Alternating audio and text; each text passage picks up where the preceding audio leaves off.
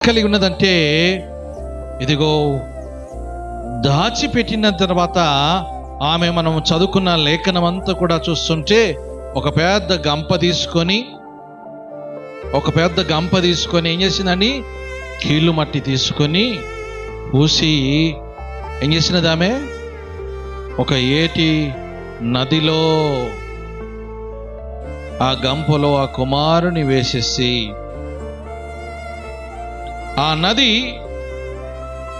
ఆ నది ఎలా కలిగి ఉన్నదంటే భయంకరంగా కలిగి ఉన్నది.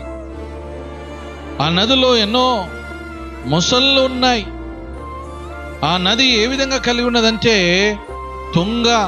తుంగతో కలిగిన చూస్తున్నాం. మరి ఆ నది ఏ విధంగా కలిగి ఉన్నదంటే భయంకరమైన స్థితిలో కలిగిన తల్లి ఎక్కడ తెచ్చిందంటే కొంచెం తుంగ ఉన్నది. ఆ తుంగ దగ్గర